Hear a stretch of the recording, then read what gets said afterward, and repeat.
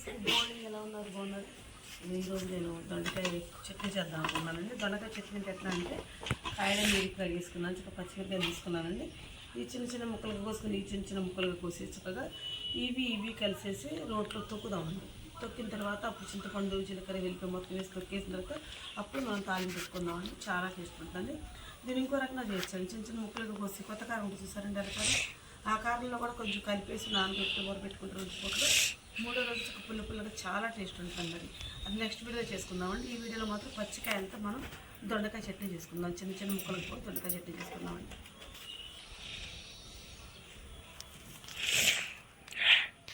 మొత్తంగా కోసిన తర్వాత చూపిస్తానండి. ఇట్లా కొయ్యాలండి, చిన్న చిన్న ముక్కలు. పెద్ద ముక్కలు కూడా కొయ్యకూడదు, ఇంటి ముక్కలు కొయ్యాలండి. ఇట్లా కోస్తే మన కూడా బాగుంటుంది. ఈ వర్షాలు కదండి, ఈ వర్షాల్లో కొంచెం కూరకల చట్నీ అయితే నోటి బాగుందని ఆలోచనతో ఇటువంటి ఈ విధంగా దొండకాయ కోసుకొని ముక్కలు కోసుకొని చూసారి కొట్టుకట్టు తీసుకుంటారు కదా, ఒక కాయ పండింది. ఇది తేవద్దండి అంటే మరి ఏం కనపడుతుంది రోజు అంటారు. గోరుచిక్కుడుకాయలు అయితే పాలు కావాలంటారు. ఏంటి కూరగాయలు ఏమి ఉంటున్నాయి కొట్ల మీద. సరే దొండకాయ చట్నీ చేసుకుని చెప్తాము. దొండకాయలు తెప్పించానండి. ఇవ్వండి, ఇవన్నీ చక్కగా ఈ విధంగా ముక్కలు కోసుకొని పచ్చిమిరకాయలు కూడా కడిగేసి చక్కగా వాటి తొడియాలు తీసుకొని వాటిని కూడా ముక్కలుగా కోసి రోట్లో వేసి ఉడుకున్నాను చట్నీ. మనం ఈరోజు రోడ్ చట్నీ చేద్దాం, చాలా రోజులు అవుతుంది. ఈరోజు మీ శ్రీలహరి మీద కూడా చట్నీ చేసి చూపిస్తాను. తను చేసుకునే విధానం చూపిస్తాను. మళ్ళీ వర్షాలు పోయినట్టు మళ్ళీ స్టార్ట్ అయ్యాయి వర్షాలు. దొండకాయ ముక్కలు ఈ విధంగా చిన్న చిన్న ముక్కలుగా కోసేసుకున్నాను చూసారా. కొన్ని పండు ముక్కలు ఏమైనా కాకపోతే ఒక పొడి నిలవ పచ్చడిలాగానే అయిపోద్దండి. ఎక్కువ సేపు ఉండదు కదా, సాయంత్రంకి అయిపోద్ది కూడా చేసేస్తున్నాను. ఈ కొన్న ముక్కలు కదండి, కొనకాయలు కదండి, వేస్ట్ చేయటం ఎందుకని కోసేసాను. నేను దూరగా కోసేసానండి. మరి పచ్చిమిరకాయలు చిన్న చిన్న ముక్కలుగా చేశాను. కాస్త చింతపండు కూడా పక్కన పెట్టించాను. రోలు కడిగేసి మంచిగా చట్నీ నూరుకుందామండి. ఇదిగోండి, ఫస్ట్ మాకు పచ్చిమిరకాయలు వేస్తున్నాను. కొంచెం పచ్చిమిరకాయలు మొత్తం దంపుకున్నాం ఫస్ట్. ఈ దంపుకున్న తర్వాత అప్పుడు మనం పచ్చిమిరకాయలు దొండకాయ ముక్కలు వేసుకున్నాం. ఈ మెత్త నూరితేనే కొంచెం దొండకాయ కూడా పచ్చిపచ్చుకుంటారండి. పండకుండా చట్నీ చాలా బాగుంటుందండి. తర్వాత మన ఇళ్ళ కాడ తీగలు కాదు, కుట్టు కాడ కొనుక్కుంటే కదండి. మాదే మన ఇంటి దగ్గర తీగ అనుకోండి, చక్కగా మనం ఏం చేస్తామంటే వారానికి ఒకసారి కోసుకుంటుంటే మనకి ఇది అనిపిస్తుంది. పండేది పండుగ కూడా మనకు అర్థం కాదండి. డబ్బులు పెట్టుకొని రావటం అన్నీ కోసి పారేయటం అవుతుంది. కూర ఉంటే తీగా ఉంటుంది. అందుకని ఈరోజు చట్నీ చేద్దాం స్టార్ట్ చేసుకున్నాను. చట్నీ మెత్తగా దంపాలండి ముందు. ఇది పట్టదండి, కారం పట్టదు దొండకాయ ముక్కలు. ఇది తొక్కిన తర్వాత అప్పుడు ఉప్పు కారం పసిపోయిన తర్వాత తెచ్చుకున్నాం. లాస్ట్లో ఇవి ఎట్లా తొక్కుతున్నామో వాటే తొక్కాలండి.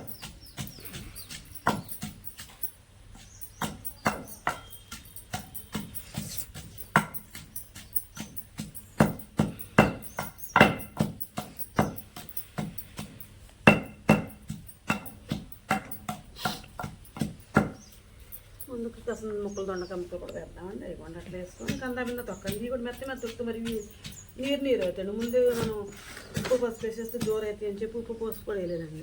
ముందు ముక్కలు తొక్కేసుకుందామని తర్వాత చింతపండు వేసుకుందాం లాస్ట్లో.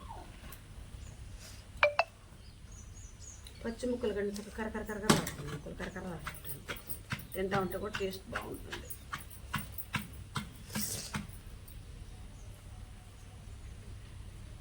మీరు ఈవినింగ్ వేసుకునేదమ్మా, సాయంత్రం మీకు ఇష్టమైన దొండకాయ చట్నీ. పండుమర కూడా చట్నీ నోట్లని అడుగుతున్నారు కదా, అందుకు ఈరోజు నూరుతున్నాం. ఒక అరటి పట్టరామ్మ మనమ్మ మళ్ళీ చేయమంట వచ్చేది.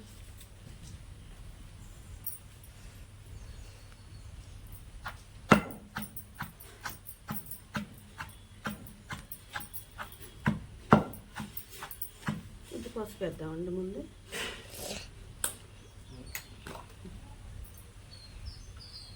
సరిపడ పసుపు.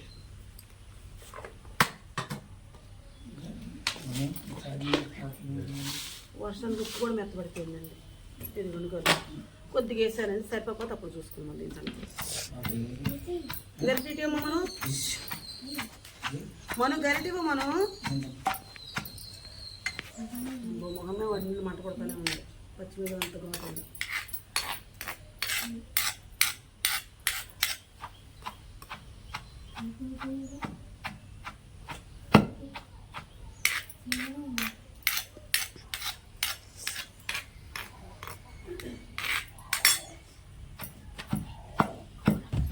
ఇది మెత్తగా తొక్కుతున్నామండి. అదిగోండి వెల్లిపాయలు వేసానండి. వెల్లిపాయలు మెత్తగా దంపుకున్నాను. తాలింపులు వేయనండి. చట్నీలు వేసాను కదండి, తాలింపులు వేయాలి. వెల్లికప్పు జీలకర్ర వేసుకుంటే ఆ ఫ్లేవర్ వేరు, అసలు ఆ టేస్ట్ వేరు, ఆ రుచి బాగుంటుందండి. వెల్లిపాయ జీలకర్ర వేసుకుంటాను. జీలకర్ర కూడా వేస్తాను. జీలకర్ర ఆరోగ్యానికి మంచిది కదండి. నేను జీలకర్ర ఎక్కువ వాడుతున్నాను. మధ్య మధ్య నన్ను కూడా తెస్తున్నాను. ఇదిగోండి చక్కగా చింతపండు, పచ్చిమిరపకాయలు, పచ్చిదొండకాయలు అన్నీ నూరేసారి జీలకర్ర వెల్లిపాయ కూడా ఇస్తే పక్కన నూరుకున్నానండి. దీనికి మంచిగా మనం తాలింపు పెట్టేసుకున్నామండి. ఇదిగోండి చక్కగా చట్నీ నూరుకొచ్చానండి. ఈ విధంగా తీసుకొచ్చాను, బౌల్ వేసుకొచ్చానండి. ఇదిగోండి మరింత కరివేపాకు తీసుకొచ్చాను. మరింత కరివేపాకు, చక్కగా కాస్తుంది ఎండుమిరపకాయలు. ఎండుమిరపకాయలు ఫస్ట్ వేసుకుందామండి. బాండి పెట్టేసి వేసేసాను. ఎండుమిరపకాయలు వేసేసాను. ఆయిల్ ఎక్కువ పడుతుంది. కాకపోతే ఈ అమ్మాయి ఆయిల్ ఏదంటే నేను ఆయిల్ వేసుకుని దొండకాయ చట్నీలో ఆయిల్ వేసుకుంటేనే బాగుంటుంది. నెయ్యి వేసుకున్నంత టేస్ట్ ఉంటుంది. ఆయిల్ వేసుకుంటే బాగుంటుంది. అంటే వేడిగా నూనె తాగబెట్టాం కదా దానివల్ల. ఇదిగోండి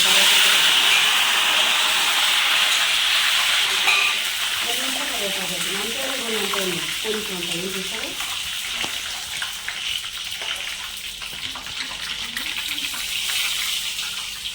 చక్కగా అప్పుడు మనం బౌల్లో తీసుకున్నాం. పప్పు చూసారా, అందరూ ఈ విధంగా పోసేసుకున్నాము.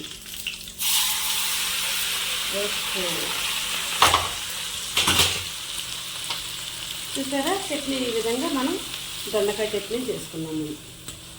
చక్కగా ఈ వేడి వేడి నూనెతో ఈ పచ్చిమిరకాయలు నలిగింది, ఈ దొండకాయ నలిగింది అంతా ఉంటుంది. చూసారా చాలా మంచిగా ఇది అవుతుందండి, మగ్గుతుందండి ఆ నూనెకి కూడాను. ఇదిగోండి ఈ విధంగా నేను దొండకాయ రోటి చట్నీ చేసుకున్నానండి. నేను చేసే విధానం మీకు నచ్చితే నాకు ఒక లైక్ ఇవ్వండి. ప్లీజ్ సబ్స్క్రైబ్ అండి, ప్లీజ్.